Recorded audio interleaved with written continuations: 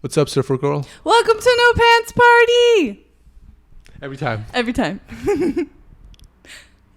Hi. Hello. I see you're wearing your new shirt. Yes. Mm-hmm. It's called No Right. Mm-hmm. It's a metal band. It's a San Francisco native band. And we went to a show the other night and they were performing. And I really liked their performance. So I'm supporting them. Support local bands. Absolutely. Always. What did you like about their music? I wouldn't peg you for like a metalhead. Yeah, I think, a little bit of background about me. I grew up listening to nu metal, mostly Linkin Park. So I have like a desire to listen to people yelling in my ears. And that sounds like the masochist inside of you. Like, yeah, that's definitely that.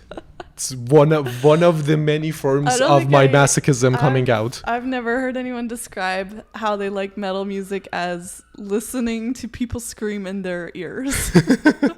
Well, there's always first for everything. What is good about that? Because I was at that concert and I went deaf for like maybe the first 2 hours. Yeah. I'm glad we moved back towards the back of the stage or the back of the crowd.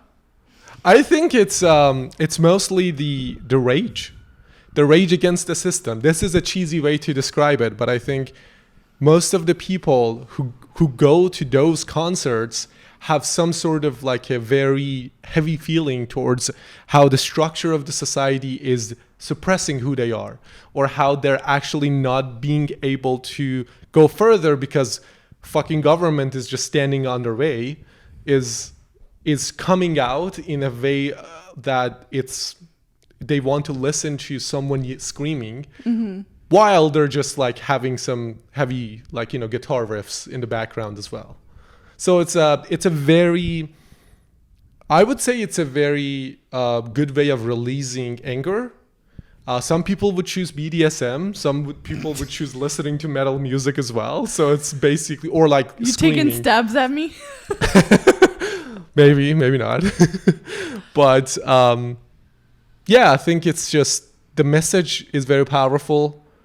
Obviously, I love electric guitar and drums. Drums are my favorite instrument in like any metal band. I mostly pay attention to the drummer. And I think that's like the core of the band. That's the core for me, at least. Yeah. I think a lot of people would say like, no, like I think the electric guitar, or like in Linkin Park's case, Chester was the heart and the core. Like the lyrics. Like if you can hear them sing, which is very rare. Yeah.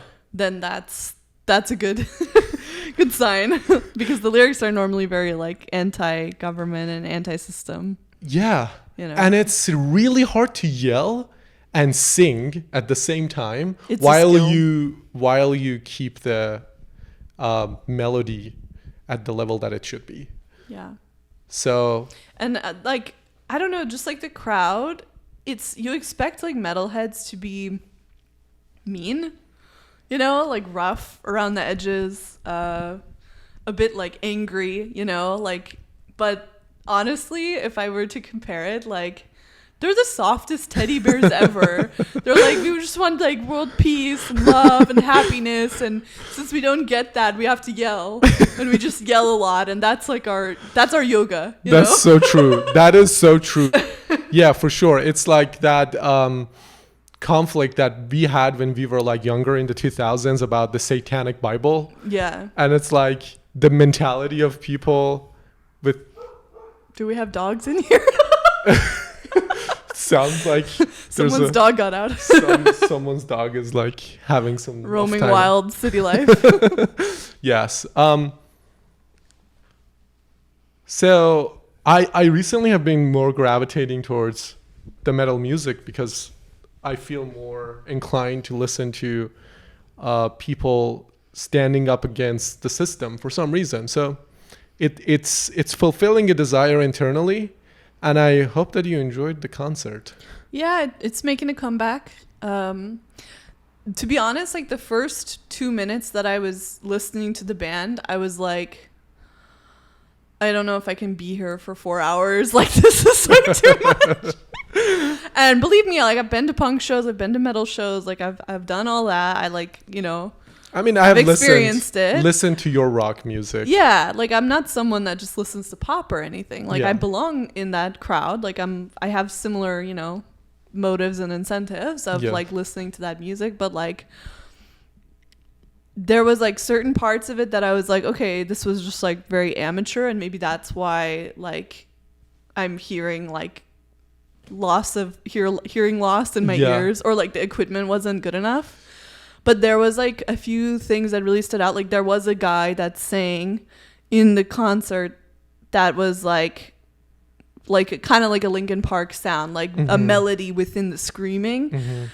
And that was just like really beautiful. Mhm. Like, that was really beautiful. And then just like seeing people mosh was really cool, because there it wasn't the normal moshing that I'm used to. Like, I've moshed before, and it's just like you just like rough elbows with people, and you're just in a tight space. But Yeah. this one, they created a circle, and people do like helicopter arms, and just like, I don't know, it was like very enthusiastic. It was a bit wider than a circle, but yeah, it was like more oval. like it was more oval, and it was. And they would like run back and forth from the crowd, and people would like just be safe and keep people safe. The And geek inside of a lot of crowd surfing. Sorry. So yes, it's a lot of like crowd surfing that happens all the time, I would say, in like metal concerts. But I was going to say the geek inside of me just picked up on like the patterns of how people were moshing, and it was very similar to like behavior of atoms within the, you know, within like the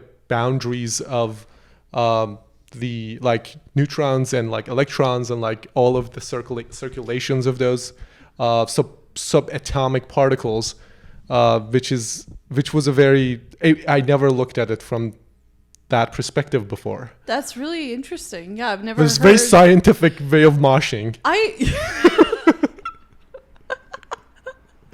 Okay, only a scientist would detect that, but I do see, like, if you look at all of the genres of music, normally when you think of music, you think of like the right side of the brain, like creative and destructive, and I'm more of like an indie and alternative person, so that's definitely the right side. But metal is like super scientific. It's like they're just counting. That's all they're doing when they're playing. They're just counting in their head all the time. They're doing division. Like, they're just like mathematicians on stage. Like, that's so true. That is really true, because totally, I get that. Yeah, that's my theory, though. I don't know anything about metal, but no, I think there's some truth to that. I don't know the theory of the music like to that depth to understand, but you can pick it up from the way that each song is changing its like course, and it's different. Like your mid song, they suddenly start a new, like, you know, you can explain it, maybe. The progressions are like very interval, I guess. Maybe yeah, there are intervals, which is also a math like term. Yeah. Yeah. Yeah. But it was a fun concert. I'm excited to go to more shows like that and just be in a space where I feel comfortable and safe. You know, like it's very rare that I go to places and I'm like, I like these people. So, yeah. So, like, what do you mean by that? Like, I felt comfortable that like the people around me are good humans. And they're not trying to like fuck over anyone, and the things that they do with their life are not harmful to society. Interesting. Maybe not everyone, but like for the most part, I would say like on aggregate, that crowd was probably better than other places that you could go. Like, I don't know, like the grocery store or wherever else we go to, you know, a regular bar, you know. I think, or a club. A club. We're talking about the public scene where there's alcohol and there are a lot of people gathering in 2023. In San Francisco. In a major city. I think that's important to mention, because I don't think all humans are just trying to fuck people over. But I think in San Francisco, since there's so much money here and so much like big players. Wow, you're entering a different realm here. Okay. I'm just like, I feel like there's a lot of unsafe people around, you know? Yeah. Not everyone, obviously. I love San Francisco. I love a lot of people here, but Good to know. Yeah. Good to know. okay, well, we can enter this realm instead. Like, because we I did went- have a question though. Okay, well, okay, you go ahead. No, I mean, go on. Well, I was gonna turn the conversation around saying that, like, going to spaces, proactively choosing the environments that you want to put yourself in, Yeah. is like the art of living in 2020s. Don't you think? You mean like a curation of experiences? Yeah. So, like, I think, like, in the past, when I was a kid, everywhere would be safe, and people would just interact with each other in normal daily life places. I mean, I can just go on a tangent about how social media is creating that. And I think Not just social media, AI and, like, technology, I think. what do you mean by that? How does AI is creating an influence So- on the pattern of people's behavior in public, or the pattern of people going out in different places in public? Okay, we just, like, talked about 5 subjects in one, like... I know. I feel like this is a very That's a very deep topic, but we Deep can topic. choose that one. Let's choose that to talk about. Basically, what I think is, if you look at algorithms, they're designed in a certain way, and they're patterns, Mhm. right? But if you look at human behavior, we don't have patterns that are that accurate and that specific. right. Okay, if you look at, like, human history, our patterns are not super organized. It's like human behavior is very sporadic. It's very like intuitive, you know, like, I have this feeling, so I want to follow this feeling. Yeah. Then I had this feeling, so I'm going to follow this feeling. Yeah. So, like, your day would not just be like, you know, wake up, go to the gym, do your work, Yeah. get lunch, do your work, exercise, go home, eat dinner, watch something on TV, sleep. Yes. Majority of people's life is that for, I don't know, like 90% of their time, you know? Yeah. Especially as adults. Yeah. Yes. So I think when you add technology to that lifestyle, like, we had farming, right? And that created that schedule for humans to operate under. An industrial revolution. An industrial revolution, and factories and machines, and it's like the further that we take technology, the more and more people are becoming regulated. Right. And the more deregulated people want to be, the more society, like, pressures you to conform into that regulation. Right. And right. so I just think that machines and, like AI is the latest technology. Yeah. So that technology, because we're spending so much time on social media, it's training our brain about how to think about things and how to do things. And part of that is, like, don't go here, go here. Don't go here, go Right. here. Don't talk to this person, talk to this person. Don't do this, do that. Yeah. It's like, it's making the choices for us, and we're following it like it's a social pattern, but maybe it's not a social pattern. Maybe it's just what the algorithm favors, that everyone is jumping on board.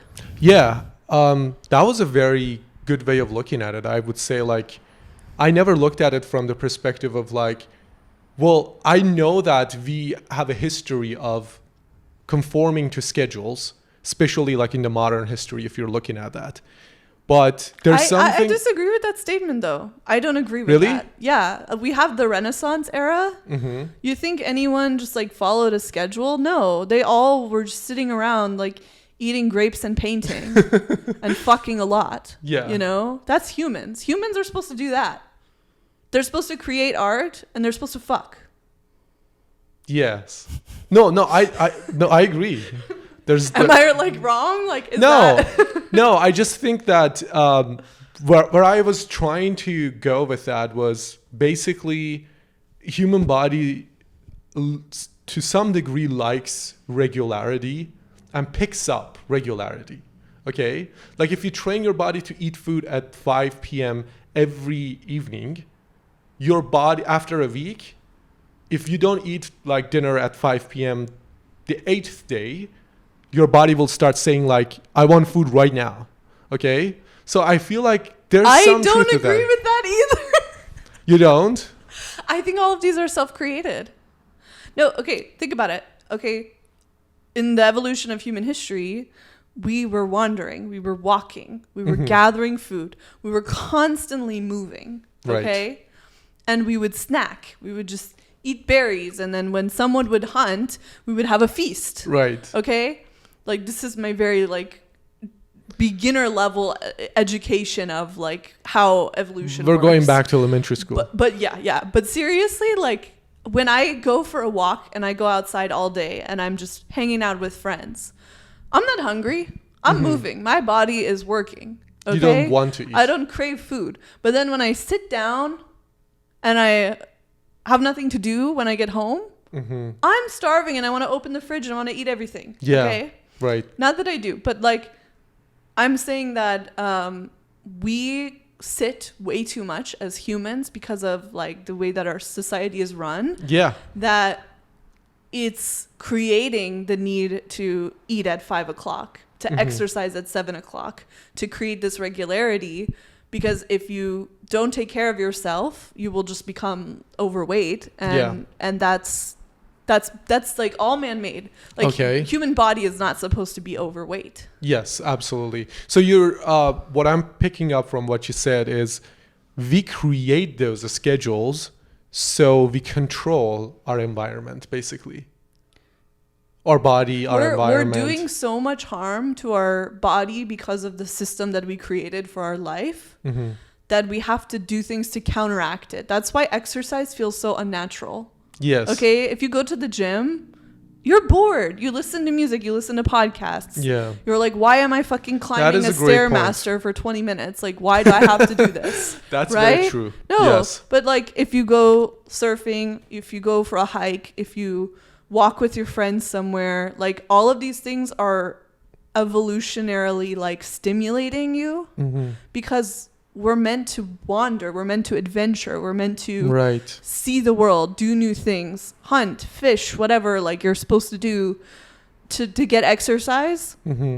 And walking on plastic is not natural. It's not natural. That's why no one wants to do it. That's why we hate it. Yeah. With the food that we're eating, we talk about this all the time.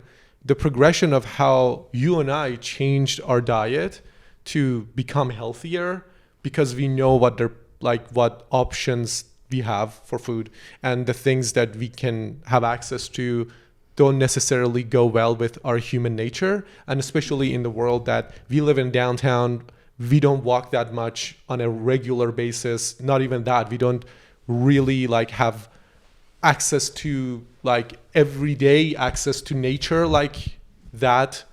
It becomes very important to also schedule your food like to be delivered from a source that you actually can say this is a little bit better than general source of food that people have access to, because you would be able to protect your body and consequently like your mind with your choice of like food, basically. Yeah, I mean, then we can start talking about processed food, which like there's tons of chemicals and problematic things in our food to keep it longer, to make it more filling, to make people crave it more and be addicted to it. We put a lot of sugar in our food so that people buy more. Yeah. You know? So like all of that is also man-made, and it like if someone just ate vegetables and meat and like drank water and just everything that was in their environment, or even just everything that was not processed, I don't think like it would be very hard to be overweight. That's right. I also think like going back to the topic of like doing workout. Yeah, like doing workout in the gym is like very like feels like superficial. It's not like real. It doesn't sit well with us and who we are as like human beings who evolved over the course of like hundreds of millions of years. But I think that's also part of that schedule that we were talking about earlier, that people are creating that to get rid of the bad chemicals that we consume as a result of like the modern way of consuming food as well. Yeah. It's like, oh, I want to eat sweets, but I have to counteract that, so I have to work out. And some humans are really good at that. Some humans can just eat bullshit and then like work it off really easily, and they're healthy, you know? I'm not saying that you can't do that. I'm just saying like it's not natural. I think every human being has a tolerance for that. Like specific level of tolerance for that if you overpass that, overconsume anything. So like harmful. at some level your metabolism gets fucked. But that's because we're also not meant to overconsume things, you know? We've made a society where everything is easily accessible, that if I want to be an alcoholic, it's very easy to do that, you know? Correct. If I want to sleep all the time, it's very easy to do like that. if you look at ancient times, people would take like years to make their own alcohol, so they wouldn't have really that much alcohol at their disposal to just consume it constantly. But now we have like systems that they produce those. Well, yeah, and you're like, you're dealing with the elements, so you have to just constantly fight for your survival in every way, that you don't have energy to overconsume anything. Like we have the luxury of time, and we have the luxury of comfort. That's so true. That's so true. So going back to the topic of like, well, how actually AI is influencing all of the patterns that human beings are showing in day-to-day life. What do you like? So I guess like, is there any way to counteract that right now? Do you see like society with a plan to counteract all of these influences that we're getting from AI and like social media, to go back to to get closer to our nature? Or do you think we are going to get more consumed by these algorithms, and our life choices will be more consumed with those algorithms as well? That's a really good... do you want to answer it first? I mean, I can have my own take, but my take is like from a tech person's perspective, okay? Yeah. And I know that you lean towards humans and lean towards like the side of the world that we consume information, consume internet and all of that, like in a very not organized, but in a very connected to our nature way. That I kind of like to know, like, where do you think your friends, or like not just your friends, like how do you see society reacting to the algorithm that we're just part of constantly? Okay, so basically I think it's like if you want to live and survive in this world and you weren't just like handed a ton of money, you have to adapt to your environment, okay? Which means you can't ignore the fact that AI exists and AI is happening, and you have to use it in order to compete. Right. Okay? So if you're in a world where you're working in society and you're not using AI for whatever it is that you do, you're behind, and you will lose money. You will lose income because people are using these AI like tools for every aspect of their life to become superhumans, because it's like having 10, 20 assistants, right? Like any industry that you have, like I'm in podcasting, I use like audio, like editing software that is AI. I use Grammarly to fix my writing. I use video AI to cut my clips for me.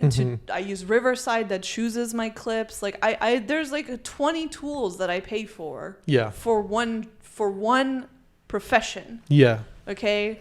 I can have AI choose my diet for me. I can have AI choose my exercise plan for me. So if you're a human and you're competing against other humans for survival and you don't use the tools of your time, you're going to lose money. You're going to be behind. You're going to put yourself in a bad situation. Yeah. But how do you see that affecting, well, Well, yeah, so that's like my twofold answer is that the part of me that is human says don't use anything, you know, but it's not sustainable. You can't do that. You have to use it, right? Yep. But you can counteract it through taking time to sit with yourself. Yep. Okay? Because we don't do that anymore. Yes. We don't just like sit in a space and sit alone with our thoughts and just think for an hour. We don't just like meditate. We don't, like, some people might do that. I don't know. But like as humans, we're just constantly on our screens. Mm-hmm. So if we're not reflecting on our life, if we're not seeing who we are, what we want, how we feel, listening to our body, listening to our mind, like understanding like us, like as like an individual, all of the answers to life are inside you. Right. Yeah. All of the answers that are given to you are not helpful for you. The only person who can decide what will make you happy as a human is you. Anything that anyone else will try to tell you will not help you. Will not help you. Because it's like your own human experience. Yeah. And you can gain knowledge from other people to apply to you. Yeah. And that's why we use all of these social Tools. media and things. So it's important to be a part of society, but you also have to just counteract it by like, okay, what do I want? Who am I? What do I feel? Yeah. No, that's so true. We just stopped processing emotions and feelings, and we're just numb, and we're just like consumers. Yeah. I think I really agree with you on the take that you have. How I'm looking at the integration of AI within our day-to-day life. Like, first of all, like I believe in technology making human life better. I believe in technology expanding the possibilities of a better life for everyone. Like, this is the first time in the history that someone who has access to ChatGPT can build something in a far removed village in a country that is not really advanced, as well as someone who's sitting like me building a platform in San Francisco. And I love that equality.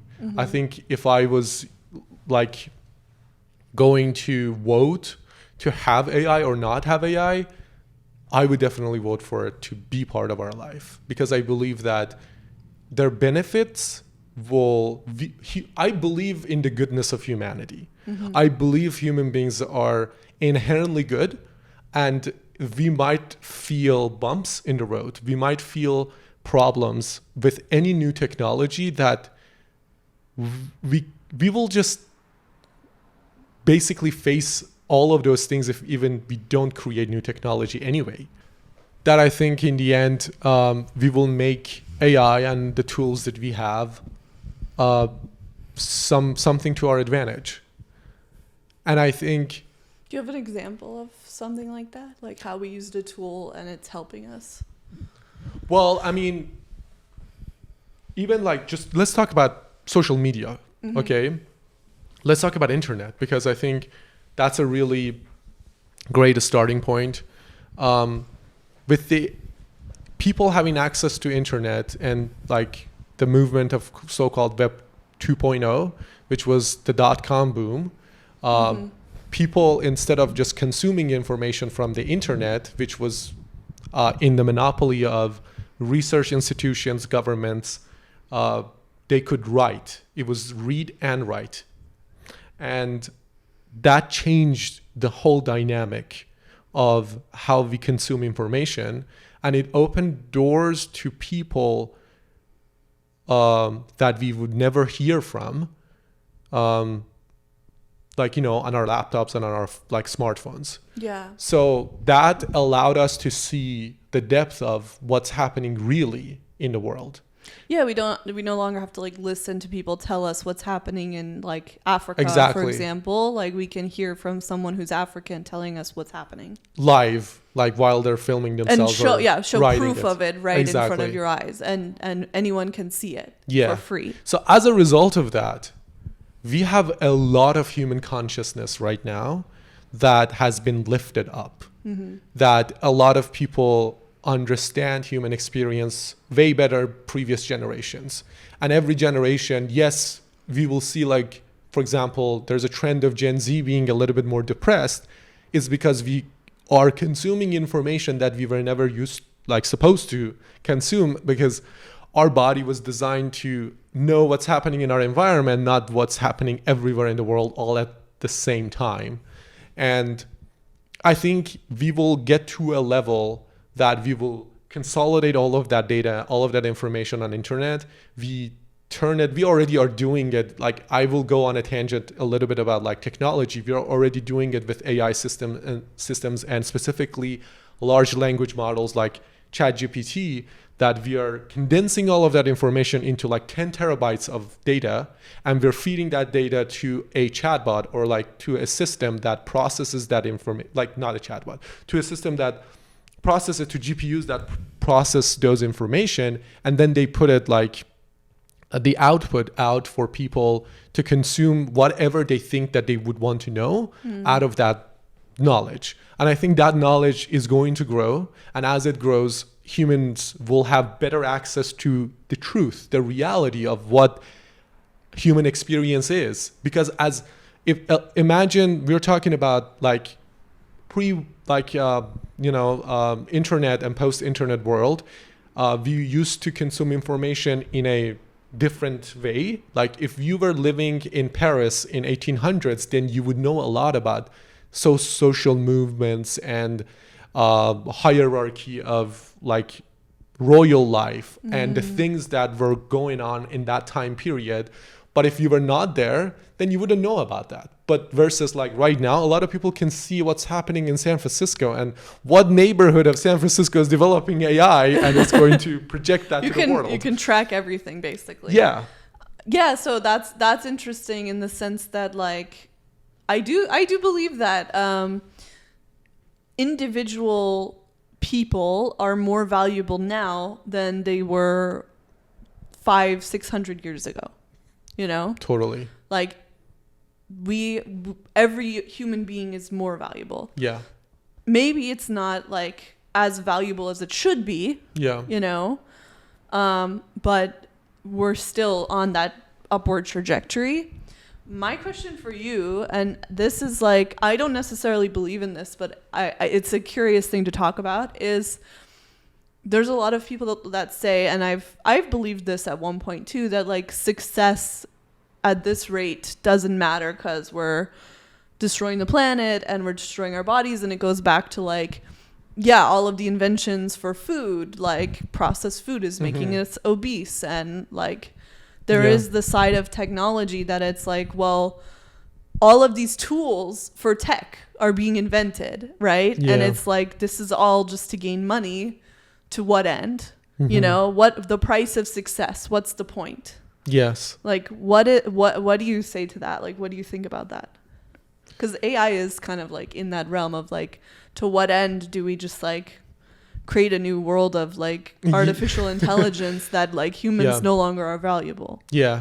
I never believe in the fact that we will ever have a artificial intelligence that would be more valuable than human beings, because those systems are being developed and expanded on silicon-based chips, and we are carbon-based. So even if they reach a consciousness, they will not have a consciousness that we will have as our like physical body that we have. So the experience so that would, humans can't be replicated. Humans never will be replicated. Unless we clone, right? Yes. That's different. The thing that people mostly worry about is the definition of human beings in modern society, which we created this post-industrial revolution of 8 hours of work shifts, basically, and office works and 9-to-5 cultures and stuff like that. And obviously, if you define yourself by those, then you're going to get hit very hard by the advancement of AI. If you define yourself by those. Yeah, because God, like, we're I think, such weirdos. We're the ones like recording a podcast on a Sunday at 10 p.m. and waking up at like God knows when tomorrow going to start sleep. our day. Yeah, I think I went to sleep at 6 a.m. last night and woke up at 11. I'm totally We're living like the like most dysregulated the people best ever. Yeah, because I think I enjoy life right now as someone who's not working a regular schedule anymore, because I'm building my own world. I'm building something that I'm extremely excited about, and I think I wouldn't do anything else but that. And it's something that I think every human being should experience in life. The feeling of fulfillment of pursuing what you want to do. And that's Yeah. just very powerful. And I don't want anyone to feel defined by their circumstances and their environment and what other people tell you to define yourself as.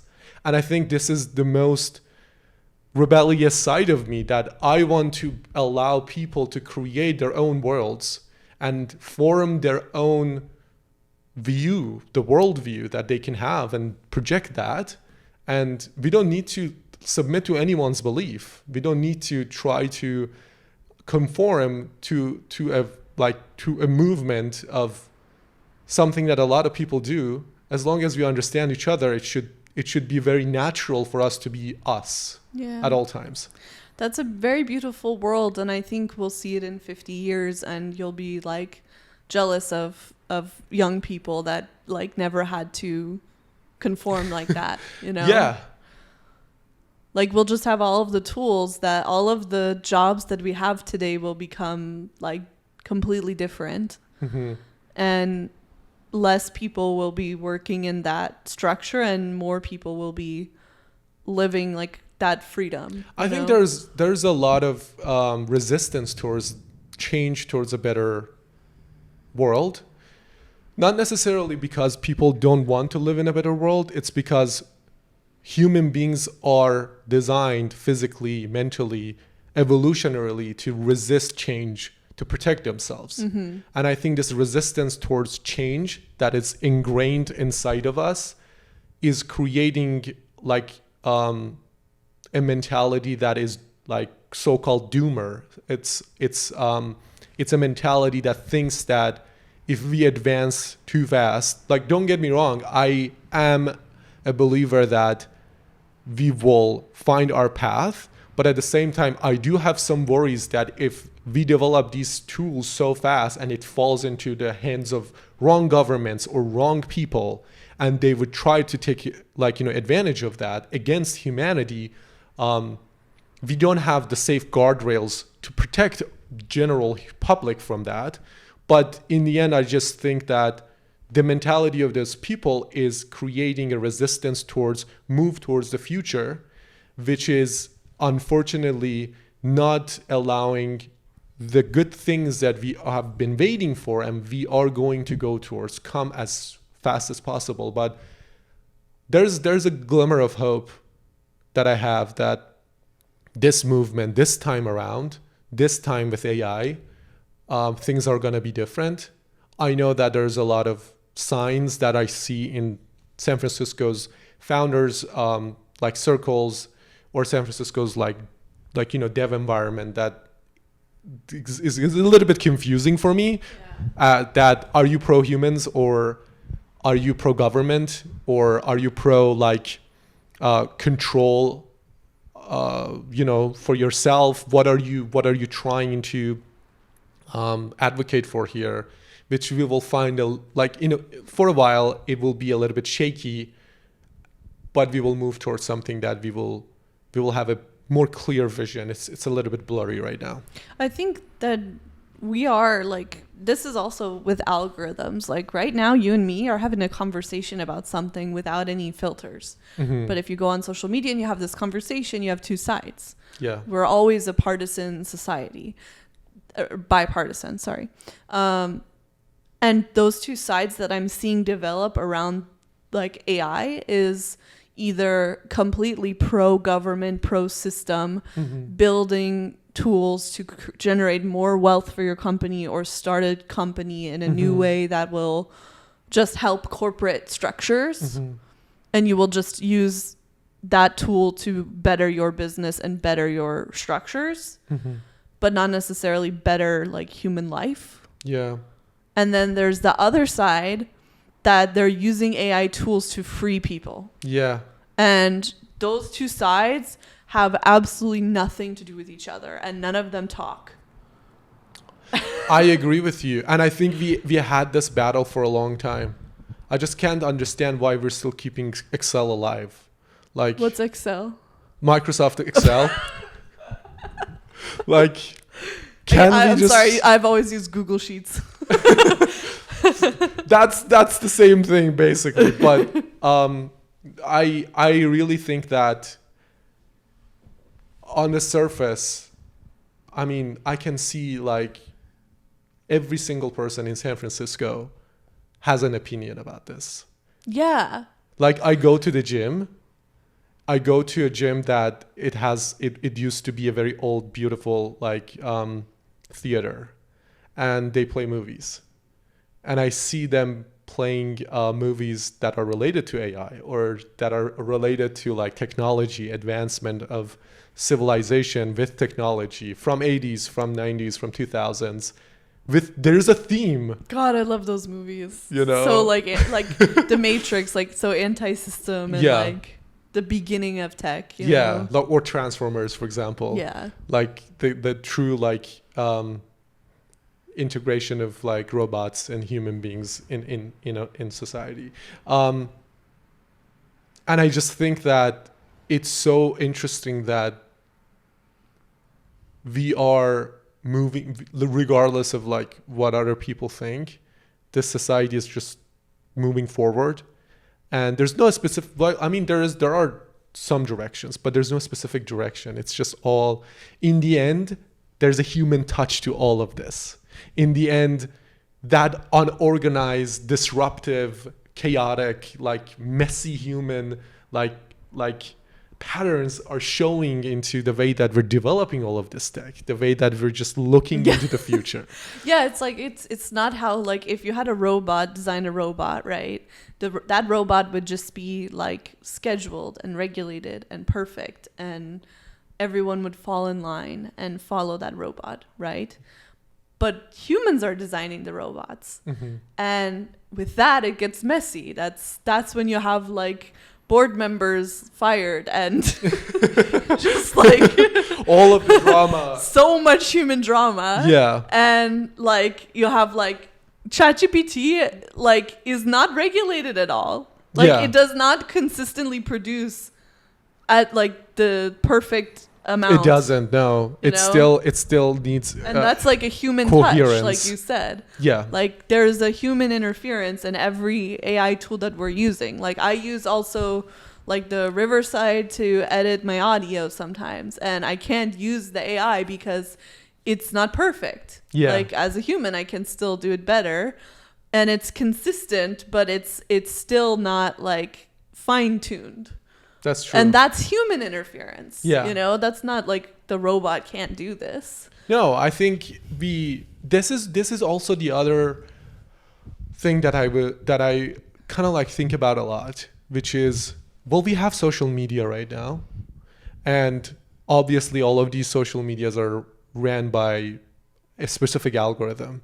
Like the way that TikTok treats your post is different than the way Twitter treats your post and the way that Instagram treats your post. And each one of those systems, even though they're a tech system, they have been developed by collective efforts of humans. And the beautiful thing is none of those systems are following a specific mindset. And it allows people like me that when I'm just thinking and try to create a new world, try to design an algorithm, a system to connect all of the missing dots that we currently have within the platforms that we're using on a day-to-day with, people for the new system that I'm creating. It's just allows me to think about human experience all the time. And I kind of want to see that more in the tech world, that instead of we kind of like constantly try to maintain current systems that we have, we try to get out of our way. We try to connect to that human side. We try to connect to who we really want to be and how we really want to live, to create parallel universes. And I think there will be a lot of parallel, like we see these parallel universes rise in the AI world. And in few years, they're going to be established giants, and they're just going to replicate little ones, and they're just going to profit off of like the system just the same way that Apple, Google, like all of those so-called companies, FAANG, are doing. This is exactly like the same conversation that we were having, that basically like if you go on TikTok, okay, and you follow a creator and you like the restaurants that they go to, and you go to that restaurant, you will see a certain population of people at that restaurant are similar to each other. Yeah. That's an algorithm, but it's creating a parallel universe. That's the human side of humans are using an algorithm to create a space where other people like them can gather as strangers. Right. So that is exactly like what's happening right now. And it gets deeper than that. Like sometimes, like, for example, I go to like a lot of, like, you know, gatherings in Mission. Mm-hmm. And there are days that when I just walk in that neighborhood, I see a lot of bars full of people, a lot of like, you know, bars, restaurants, and places of gathering full of people. Yeah. And there are some days that I'm like, oh, like this neighborhood is empty. And it's so like... Yeah, the timing is so inconsistent too. Exactly. But it's just like, it's just suddenly like a Tuesday night and there are a lot of people in that neighborhood. And the only thing that I can think of is just like there must have been a somehow like an organized movement in social media that all of these people who planned these events were in touch with each other, and they created a circle in an area that there are a lot of people gathering there, which is also like interesting. Like, what do you... That's very smart. It's a very smart way, because like if you look at things, we used to just go out in person. If we wanted to go to a bar, we go to our neighborhood bar. We meet our friends who live close to us at the bar. Yeah. We all congregate. There's a lot of people there. We talk. It's normally after work, like Friday night, Saturday night, you know, like even Thursday night, you know. Mm-hmm. That was the norm. Yeah. And people stopped doing that. Yeah, Taco Tuesdays. Yeah, we create these things. Yeah. People stopped just randomly going to a bar on a Friday night, right? Mm-hmm. So businesses had to get creative and be like, well, how can we get people to be like active and still go out and spend money and support things and be like form community, basically. Yeah. And there's all these new forms of community popping up online and in person, and they're starting to show like a mix of meet online, grab people's attention, go to an event in person. Yeah. You know, like this is kind of like the structure now. And so it would make sense if like someone was organizing an event and they want it to be a good event, they would put it at a time that other events are happening, and then all of those people like are out in the city when that's happening. Yeah. So it feels comfortable. It feels safe. Because if you just plan one event in a random neighborhood where there's no people around and they just come to your event and leave, it's not really successful. That's so true. And it's also like humans like to do multiple things in a short period of time. Yeah. So if they plan events in one neighborhood, if someone's coming from out of the city, which it happens a lot, people come to the city to like attend certain like, you know, events and go to certain places and be around certain people. It's just more beneficial to them as well to, while they're in the city from like 5 p.m. to 10 p.m., they're just going to 4 different places and they mingle with like different groups of people with different themes and like different mentality. Yeah, so anyone who said San Francisco is dead has never been to the Mission on a random Tuesday when every tech founder is in town. Yeah, not just that. I think it's just tech founders from Europe Yeah. fly to the city, and they know when to be. They in know how to leadership. party. They all go at the same time, and then they fly out, and then the city's dead. And then it happens again, and then it happens again. And so it's like, maybe the city's not dead. Maybe you don't know when to go out. I don't know if I don't know anyone in the city personally. I have seen these conversations circulating in social media, but I don't know anyone personally in the city that would say San Francisco is dead. What if that is also the social media algorithm programming people to believe that SF is not like a suitable city to live in? That's very true. That's very true. What would the motives of that be, though? Well, surveillance, or The government doesn't like SF. The government doesn't like the freedom that people have in SF. And when a lot of people gather here, they create disruption and they create power structures that the government cannot operate under. mm-hmm. You know? And they finally got a hold of like Facebook and Instagram and TikTok and all of these platforms. Well, TikTok didn't even come from SF, but like Yeah. they finally got a hold of all of these platforms, and now AI is happening, and they're really trying to hold on to that.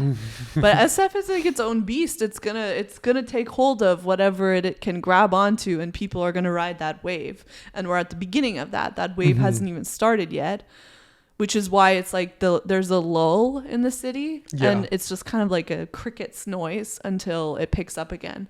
But that's interesting that you say that, because everyone on social media talks about how much they hate SF. But when I talk to people that I know that live in like the East Bay or like in other parts of California, and they've visited here or they know someone who lives here, they want to live here. Yeah. You know? They have a good time when they visit. They're like, wow, this is an amazing city. I think I grew up in a big city my whole life, and someone who doesn't understand the power of big cities cannot cope with hardships, in my opinion. That's why they're just keeping themselves away from that mentality. They don't like to be they don't like to struggle for fitting into a culture. They don't like to put themselves out of their comfort zone. It's like, it's so eerie the way that people try to approach life. Like, we see this in San Francisco as well. People pay like thousands of dollars to go on like fake retreats and sit around the fire with a bunch of strangers so they can just make friends in another country as like a culture. And they don't want to put energy and attention towards actually what's happening where they live and try to connect with people around them. You know? It's such a strange thing. So many things. Okay, I'm going on this journey, like personally myself, that I am realizing these things. And my realization is that humans are dividing everything. So retreat is in the vacation category. Oh, I'm going on a retreat. So for the other, 350 days of my life in the year, I don't have to focus on building inner peace or connection that is deep with people. But I'll go on a retreat and I will focus on that for that 10 days and fix it and hyper focus so that I have that and I'm good. Yeah. All right. And like, it's the same with workout. It's like everyone has a New Year's resolution. I want to get fit. Okay. So then every Monday for like the month of January, everyone is at like our yoga class or everyone is at the gym trying to get fit. Where are they in December? I don't know. Snoozing. Okay, I'm not trying to judge anyone. Like, I'm the most inconsistent person ever, and I don't like follow through on a lot of things that I want. But I'm starting to believe that robots or the powers that be or whatever it is are trying to convince us that we don't need to live a full life 365 days a year. Okay? Interesting. we don't need to have a relationship. We don't need to have friends. We don't need to take care of our bodies. The only thing that we need to do is we need to work. Mm-hmm. Okay? Yeah. That's slavery. That is a modern slavery. That's the definition of. So, if you proactively in your life choose not to just only focus on work, and you have the luxury, obviously, to get enough sleep and to exercise enough and to go out with friends and to date people and just like have all of the human needs and desires met, go on vacations randomly. Like there's a lot of yoga teachers that go on retreats and I'm like, they're living a full life. They're not just like, oh, it's my vacation. Like I work in corporate and I just need peace of mind for 5 days. They're like actively always traveling and meeting new people and teaching their art, teaching their craft. They're not like rich people. Like there's a choice that you have to make in life. You either submit or you flourish. Yeah. And I want to flourish. I've been submitting for a really long time. And I'm just like, I've pretty much hit the brink of like, I can't do this anymore. You know? Does that make sense? Yeah. So, yeah, that I just like, that's how I feel is like, as humans, we need that. We need all aspects of our life to be high energy all the time. High energy all the time. And yeah. It's great to see you thinking and performing like that every day. So we're trained that when you go to work, then you rest on the weekend. So ultimately you get nothing done in your life. Really? Like you work, you get tired, you don't spend any other time on anything else but work, and you just consume all of your energy. Sometimes you go drinking, you know, with friends. That's at least a little bit of socialization, but I wouldn't count that as a full life. Yeah. What I count as a full life is someone that is like, you know, oh, I'm seeing a friend for lunch, then I do a little bit of work, then I'm going on a hike, or I'm like, you know, snowboarding or whatever fucking activity you like to do. Yeah. Then I'm going to go like have dinner with my parents. Then I'm going to go like have sex with some person that I'm seeing. Yeah. And then I'm going to wake up in the morning and I'm going to surf. And then I'm going to, you know, like travel, like just do it all the time, you know? Yeah. And I think it's like, a lot of people ask this question of like, oh, we might not be like rich enough to do that. We might not have the resources to do that. I don't know. I don't want to enter that conversation really. But I think from my personal point, I'm sorry to cut you off. No, I'm trying to like interrupt you for 5 minutes. I think from the way that I'm looking at things, if you put yourself out there, you will make the money for it. You will not just make the money for it. You will make the friends that will provide you with the resources. It's a link. You create a chain of links to get to fulfill the desire that you have. If you trust yourself and you listen to your inner voice, I'm pretty sure you'll be fine. You're golden. And yeah, like obviously there's a lot of like structural inequality, and like we don't have to get into that whole conversation. Well, no, right? I believe. Okay, we know that. But I'm 100% sure that part of that structural inequality is training humans to only focus on work. So if you submit to that work and you don't flourish in the other portions of your life, if you don't build community, if you don't, you know, take care of your health, like no one's going to do that for you. And you're just going to fall down into a spiral that you can't get out of. That's really true.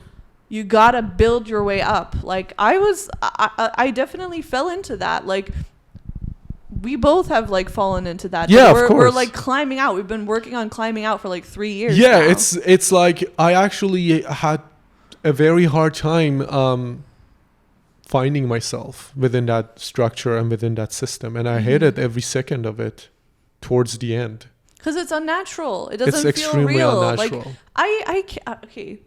We got to end the podcast soon, but like, can I just go on a rant about how much I fucking hate corporate language? Please do. I don't understand how they talk. I don't get it. Can someone please explain to me what the rules are? I don't want to follow them. If I literally, when I send emails, I'm Chloe. I just talk like Chloe. Yeah. Okay. And they send it back to me and I'm like, okay, what the fuck is this? Like, why are you telling me that, like, have a good weekend every weekend, but you don't ask me in person, like, how, like, what did you do this weekend? And if I want to talk about it, you don't care. Like, you don't actually, like, talk, like, about, you know. Yeah. It's, I just, like, think there's so much, like, weird language in it's corporate. It's not genuine. It's so artificial, and I don't think I really send any emails that are artificial. Like, I say what I feel and what I mean and what I think. Yeah. And I just feel like I get a lot of, like, fake nice attitude that is like a half-ass form of connection. Those are actually, like, I know what exactly you're talking about. Those are very rude. Like, they're aggressive. They are very passive aggressive, first of all, and second of all, it's like rather someone not be nice to me than be fake nice to me. Like, and, if I'm and why do you need to be mean? Like, why are we mean to each other over email? Who no, cares? absolutely no. I think just cross your point. Just talk about the facts that you don't write 3 paragraphs saying nothing. Yeah. Just cross the message that you want to get across. Easy. Like, shouldn't be. The problem is there are hierarchies within those structures, and people below always need to fluff up their words when they're talking to the people above them. And because of that, those people create a habit in their head. And when they talk to each other, they also use the fucking language that they're using because they have to be, like, conforming to the structure of talking to higher, you know, yeah, it's management. like the people who can do that better get raises. And it has nothing to do with performance. It has nothing to do with, like, anything except for just they are good at following a structure to the T. Don't get me started with that. Americans are just the kings and queens of creating social structures in an environment that has nothing to do with the work that they're it's selling. not even the real world. What change are you affecting? Yeah. Like, I don't get it. Yeah. Totally. You should definitely see someone selling some salesperson selling tech to other clients. I didn't even enter the corporate world, hardly. Like I barely even touch it, and when I touch it, I'm like, what is this? Cringe. Alert. I'm gonna title this episode "Why Is Everything So Unnatural?"